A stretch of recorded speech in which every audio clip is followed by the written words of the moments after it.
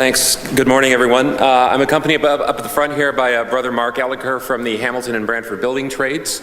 I'd like to thank you all for being here today, and I'd like to thank especially the councillors who aren't on this committee who decided to sit in today, because I know many of you are obliged to be here as being part of the committee, but I know a lot of you have chosen to sit in as well, and I think that it's great that people have chosen to be part of this discussion.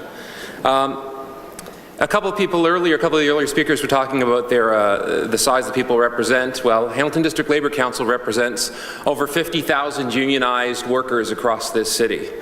The House of Labour is large in this city. It always has been large. And as union and labour leaders, we are proud to stand in solidarity with the transgender community as City Council discusses and votes on the proposed transgender protocol. We feel the same equity rights that we fight to entrench in our own collective agreements within our workplaces and in our constitutions within our unions should be extended to all Hamiltonians. The trans protocol establishes equal rights for trans citizens in Hamilton. It seeks to end municipal government stigmatization of trans people. We feel that ending this stigmatization is important for several reasons related to the core values of the labour movement. When governments, whether municipal, provincial or federal, treat trans people in an equal way, that action normalizes and encourages transphobia and transmisogyny across society. The Hamilton municipal government should be discouraging transphobia and certainly never increasing it. Trans workers often face enormous discrimination in the workplace and in the job market because of their gender identity. Their workplaces are made less safe and less healthy by transphobia and transmisogyny. The transphobia and transmisogyny of many employers often prevents trans people from finding secure employment or jobs of any kind at all. Systemic transphobic barriers to employment and to safe workplaces push too many trans people into chronic underemployment and poverty. We believe that all trans workers should have the opportunity to seek and hold jobs on an equal basis to cisgender people. No one's job search or workplace should be less safe because of her gender identity or because of their gender identity or gender expression. And we believe that trans people have the right to flourish as full, equal citizens of this city. The City of Hamilton must play its part in ending discrimination and encouraging equality. Much of Hamilton's history is a story of trade unions and marginalized communities standing together to protect human rights and dignity. Council's discussion of this proposed trans protocol is the latest moment in this history. We urge Council to affirm the rights of trans workers and all trans people. And on behalf of the 50,000 members and worker affiliates of the Hamilton District Labour Council, we commit our support to this initiative. And I would also like to spend some of the rest of my time giving special notice to some of the local unions that have signed on to this, because I think they are certainly notable. A gentleman who was here earlier, Brother Darren Green, representing all of the local steelworkers, the Steelworkers Area Council in Hamilton, all of the United Steelworkers across this city.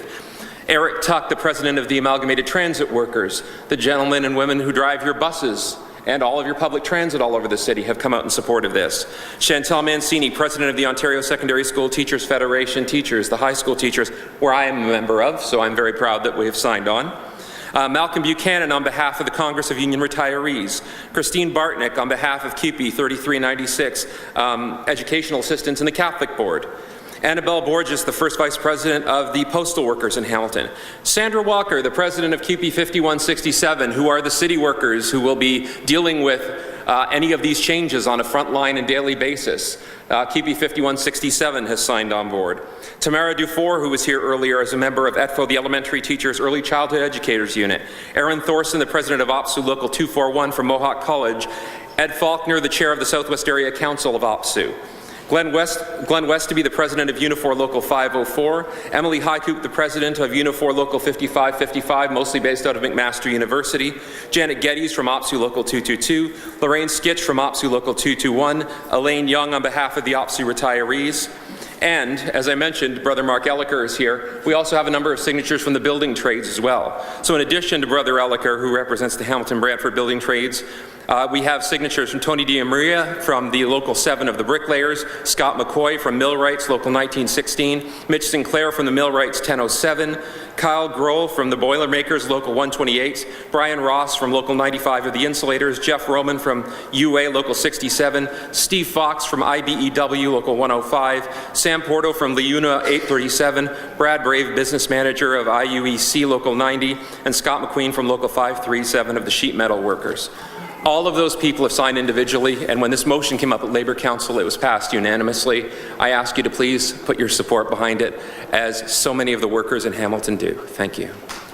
Thank you, Tony. Mark, were you speaking as well, or you're standing for support? Thank you. Councillor Johnson? Thank you. Through you, Madam Chair. To the Hamilton District Labour Council, thank you for your solidarity.